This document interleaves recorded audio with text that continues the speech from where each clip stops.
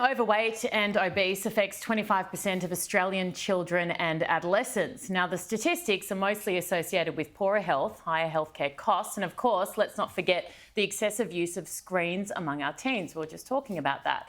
In a bid to help improve mental health and force schools to encourage wellbeing instead of fixating on, final exams, for example, Australia's elite sport bosses are pushing for physical activity to become compulsory in years 11 and 12. Now, acclaimed, and there's not enough words to describe how amazing she is, personal trainer Michelle Bridges joins me now. So good to see you.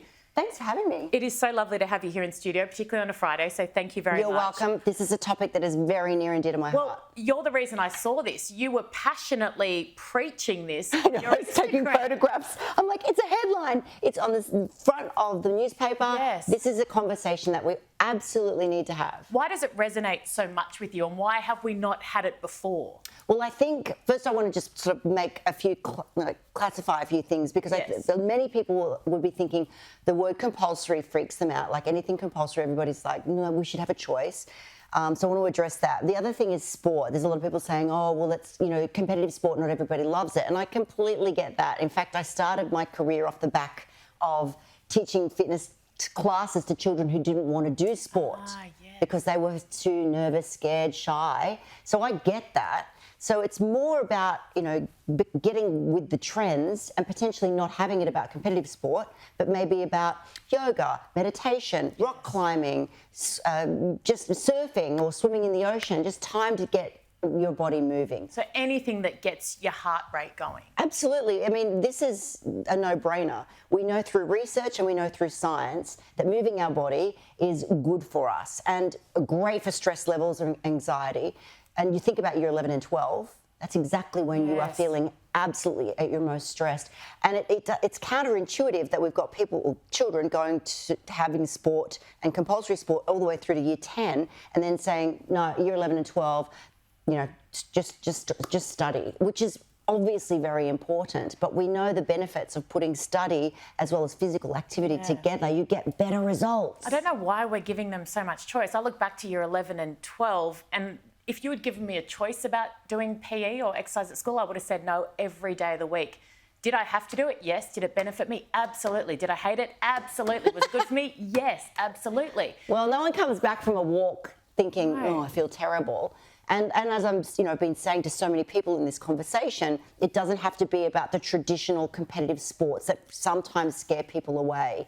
It can be about simply moving forward into more the trends of mental health and the benefits of exercise through, like I said before, whether it be rock climbing or whether it be dancing or whether it be doing a yoga class or a gym session. Teaching children how to actually train themselves, I think that's even more important. We go to university and it's all about the study, and then suddenly we've just forgotten how to look after ourselves. And that's particularly if someone doesn't want to be involved in sport. How do I train myself for better health? Are we too soft, do you think, on our youth? Wow, that's a big question, Erin, and I feel like it's loaded. I'm not trying to bait you, I promise. Look, I don't think we're too soft on them, but I think that we need to make sure that they get a balanced lifestyle. So screens are great, all in good time. Study is great, all in good time. Exercise is great, all in good time. And, it's not always easy to have all the plates spinning, but if you can have your attention to some of those really key areas and, be the role model as well. I love doing exercise with my son. We'll go down to the park and play handball together because that's the whole big thing at school at the moment. Not that I'm a great handballer, but hey, I walk away from doing 4,000 steps running around after the ball. Wow. And we do the peaks and pits and peaks at dinner at night. So we tell each other what our pit of the day is, something that went wrong. Yeah. And then we tell each other the peak, something that went right. And the other night his peak was, Mummy, you playing handball with me down the park. Oh, isn't that beautiful?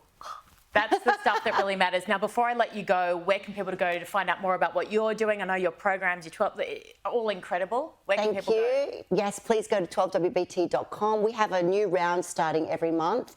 And in fact, I was only speaking to some of my ladies this morning about how amazing they feel. They've got their hands back on the steering wheel. They've learned all these great recipes. We've got like 3 years of recipes. It'd take you that long to eat them all.